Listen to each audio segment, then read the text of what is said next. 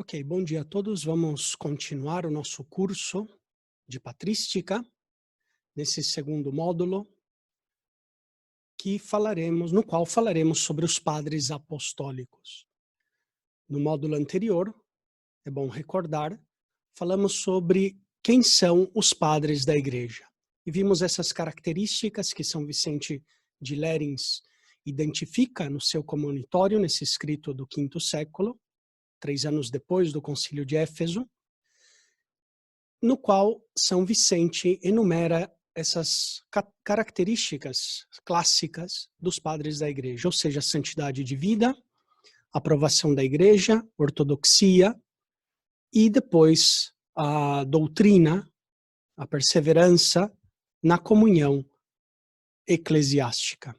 Okay? Hoje vamos estudar os padres apostólicos, ou seja, aqueles escritores cristãos que conviveram, ou pelo menos viveram, na época dos apóstolos, em que ainda estavam vivos alguns dos apóstolos. Por isso eles são chamados padres apostólicos.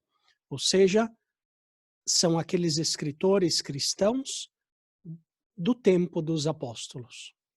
Então, vamos começar o nosso estudo sobre eles, esse segundo módulo, falando sobre os padres apostólicos. Portanto,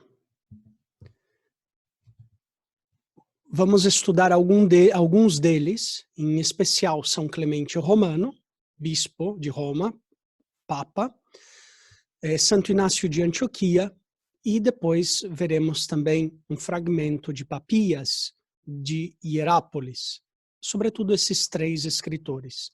Há muitos outros escritores, padres apostólicos, como, por exemplo, Policarpo. Ele tem algumas cartas autênticas, temos algumas cartas autênticas dele. Temos também os escritos de Hermas, o pastor, depois alguns escritos atribuídos, por exemplo, ao apóstolo Barnabé, e assim, outros escritos, mas eu diria que estes 3 autores que vamos estudar hoje resumem bem esse quadro, esse tempo da era apostólica. Então, comecemos com São Clemente Romano. São Clemente Romano foi papa entre os anos 92 e 98 da nossa era, martirizado na perseguição de Domiciano, e ele nos deixou uma carta que ele escreveu à comunidade de Corinto. Vamos lembrar que a comunidade de Corinto, uma comunidade apostólica, ou seja, fundada pelo apóstolo Paulo. Então, uma comunidade importante na igreja primitiva. A igreja de Corinto, uma comunidade apostólica fundada pelos apóstolos. De Clemente nós não temos muitas informações. Alguns estudiosos dizem que o Clemente, Papa, é aquele que é nomeado em alguma das cartas de São Paulo, que nomeia um tal Clemente, colaborador de Paulo. É possível que tenha sido realmente um colaborador, mas nós não sabemos, não temos a certeza absoluta deste dado. Mas sabemos que ele escreveu essa carta aos Coríntios. E qual foi a ocasião dessa carta? Por que o Papa se sentiu, por assim dizer, chamado a escrever essa carta aos Coríntios? Por causa de um conflito que surgiu nessa comunidade. Um grupo, não sabemos bem, mas possivelmente é um grupo de homens e mulheres espirituais que tinham dons de profecia, uns carismas especiais, que depuseram a hierarquia constituída em Corinto. O presbitério foi deposto por esse grupo de pessoas espirituais que tinham dons proféticos, milagres, curas, mas que causaram esse conflito nessa comunidade apostólica de Corinto.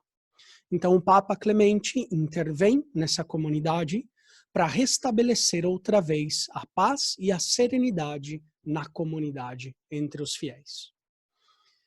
Então, toda essa carta de Clemente é baseada sobre o tema da concórdia, da humildade. Ele cita muitos exemplos do Antigo e do Novo Testamento para restabelecer a paz na comunidade que tinha sido perdida pelo conflito. Vejamos, por exemplo, no capítulo 44 da carta, Clemente diz assim: nossos apóstolos conheciam da parte do Senhor Jesus Cristo que haveria disputas por causa da função episcopal. Por esse motivo, prevendo exatamente o futuro, instituíram aqueles de quem falávamos antes, ou seja, presbíteros, diáconos, etc. E ordenaram que, por ocasião da morte desses, outros homens provados lhe sucedessem no ministério. Os que foram estabelecidos por eles, ou por outros homens eminentes, com a aprovação de toda a igreja, e que serviram irrepreensivelmente ao rebanho de Cristo com humildade e calma e dignidade, e que durante muito tempo receberam o testemunho de todos, achamos que não é justo demiti-los de suas funções. Então, vemos aqui que Clemente, Papa, fala sobre a hierarquia da igreja de Corinto, ou seja, que os apóstolos preveram que haveria no futuro esses conflitos. De fato, mesmo no tempo de São Paulo, ele nos narra na sua carta aos Coríntios que alguns se diziam de Paulo, outros se diziam de Cefas, outros de Apolo, outros de Cristo. E Paulo diz: acaso Cristo está dividido? Acaso eu vos dei o dom da graça, o dom do batismo? Não, é Cristo Jesus. Já do tempo de São Paulo, vemos essas dificuldades na comunidade de Corinto. E depois persistiram um pouco mais no tempo. Vemos aqui esse testemunho da carta de Clemente. E é interessante porque diz assim essa carta: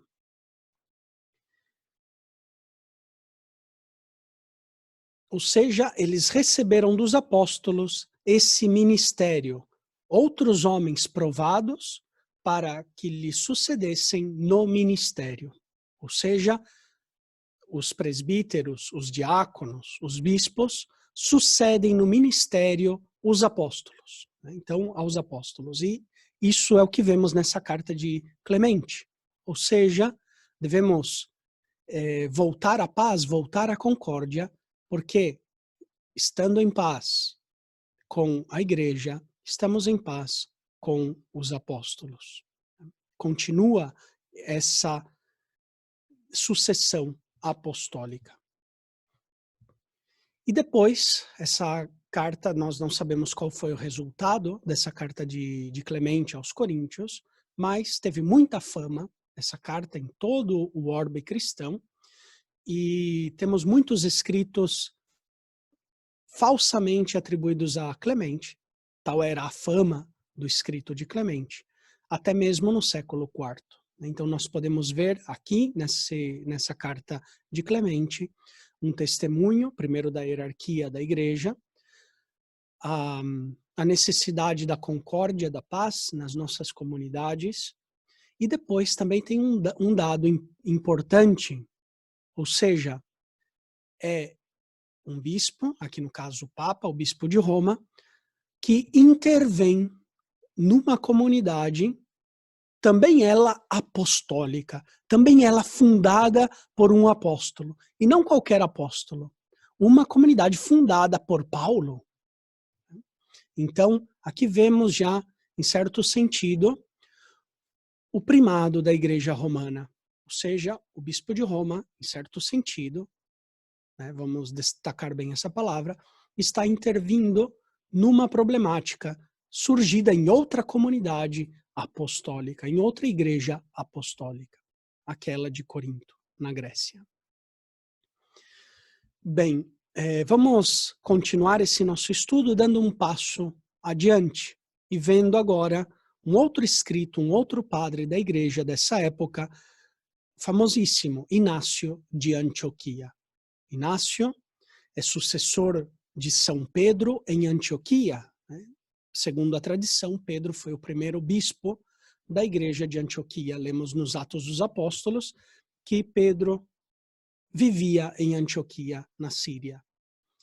Depois de Pedro, segundo a tradição, nos conta Ireneu, nos conta Eusébio de Cesareia na história eclesiástica, sucedeu a Pedro em Antioquia o bispo Evódio, e depois de Evódio, Inácio. Okay? É o terceiro sucessor de Pedro na cátedra de Antioquia, na Síria. E, por assim dizer, estamos falando, então, Inácio, discípulo de Pedro, sucessor de Pedro em Antioquia. Ele escreve, nós temos de Inácio 7 cartas consideradas autênticas, depois algumas que muitos estudiosos colocam em dúvidas, mas temos pelo menos 7 cartas autênticas.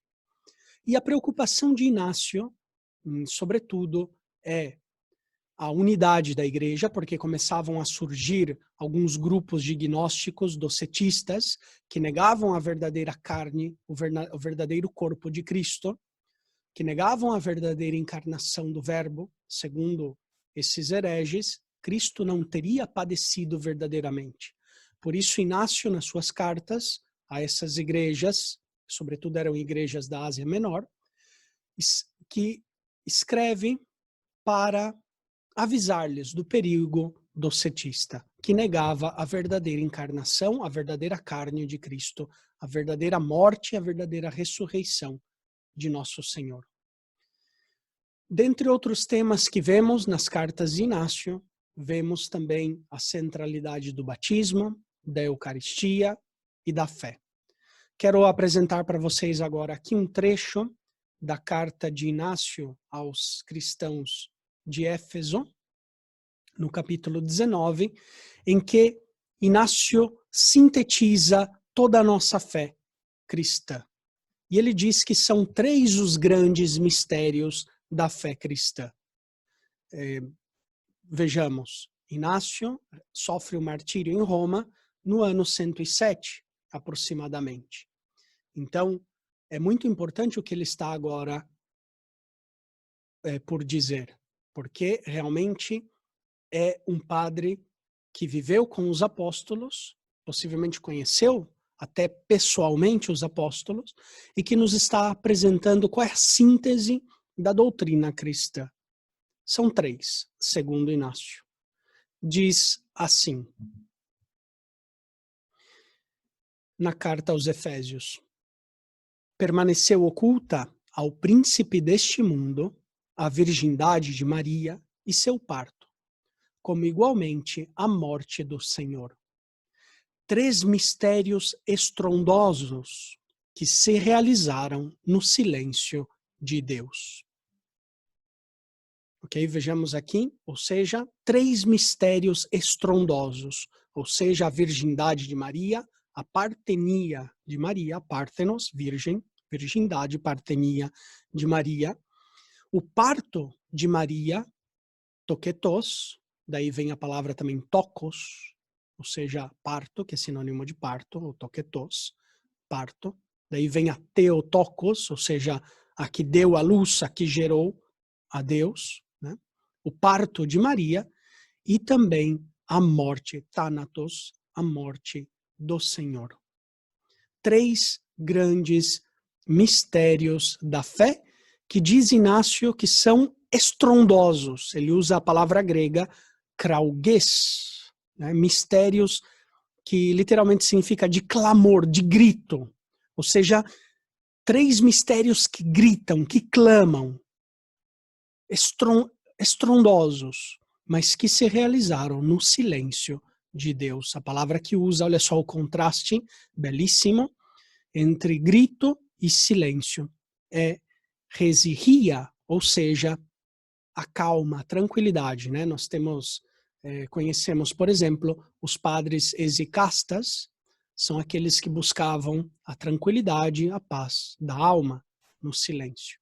Então vemos aqui esse contraste, esses três mistérios da nossa fé, ou seja, a virgindade de Maria, o seu parto, ou seja, a encarnação do Verbo, o nascimento do Verbo encarnado na verdadeira carne, e depois a verdadeira morte, Thanatos, de nosso Senhor Jesus. Três mistérios que eram negados pelos hereges, pelos docetistas. E aqui Inácio sintetiza muito bem esses três mistérios da nossa fé cristã.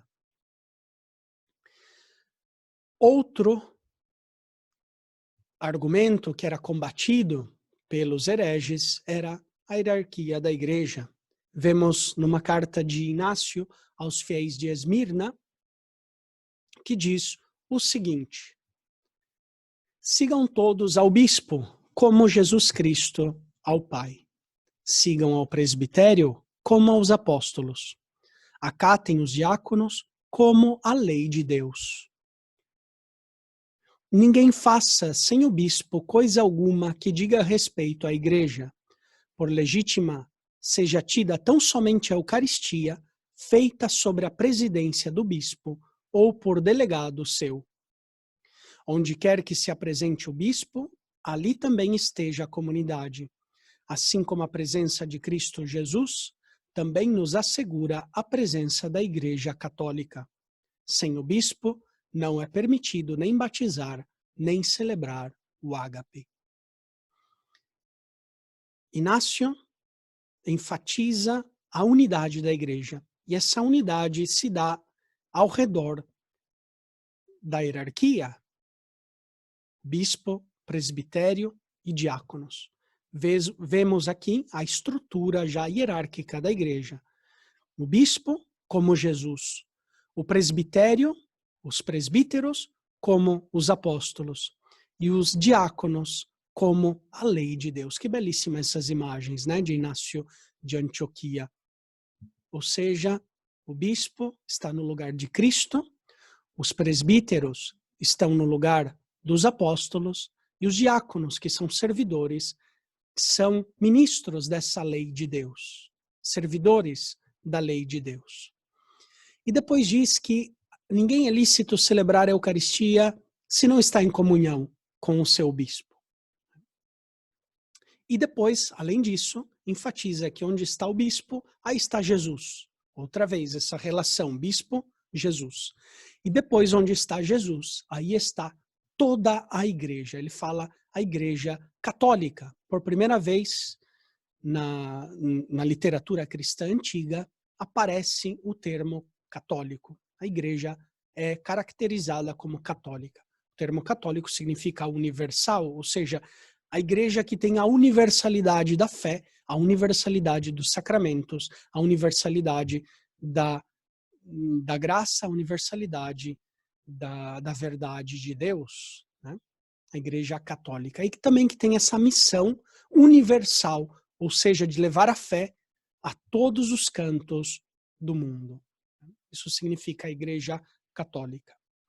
Portanto, não é permitido sem o bispo nem batizar, nem celebrar o ágape. A sucessão apostólica é garantia para nós de verdade. E continua depois Inácio falando sobre esses hereges que negam isso, a hierarquia da igreja, negam também a prática da vida cristã. Ainda mesmo nessa carta aos fiéis de Esmirna, Inácio diz o seguinte: não lhes importa, aos hereges, o dever de caridade, nem fazem caso da viúva ou do órfão, nem do oprimido, nem do prisioneiro ou do liberto, nem do que padece fome ou sede. Abstêm-se eles da Eucaristia e da oração, porque não reconhecem que a Eucaristia é a carne de nosso Salvador, Jesus Cristo, carne que padeceu por nossos pecados, que o Pai, em sua bondade, ressuscitou. Vejamos aqui, ou seja, os docetistas, que negam a carne de Cristo, não se importam com a caridade, não fazem caso da viúva, nem do órfão, nem do oprimido, nem do prisioneiro, nem do liberto, nem do que padeceu fome ou sede. Além disso, eles se abstêm da Eucaristia e da oração comum, porque não reconhecem que a Eucaristia é a carne do nosso Salvador, Jesus Cristo. Carne que padeceu por nossos pecados e que o Pai, em sua bondade, ressuscitou. Vemos aqui um indício já também da presença real de Cristo, da verdadeira carne de Cristo na Eucaristia, porque esses hereges, infelizmente, não reconhecem a carne de Cristo, não reconhecem a Eucaristia como verdadeira carne, como verdadeiro sangue de nosso Salvador, Jesus Cristo, porque negam que o Verbo realmente se fez carne, né? Para Santo Inácio de Antioquia, todo o mistério da nossa salvação está centralizado. O fulcro do mistério da nossa fé é a verdadeira encarnação do Verbo.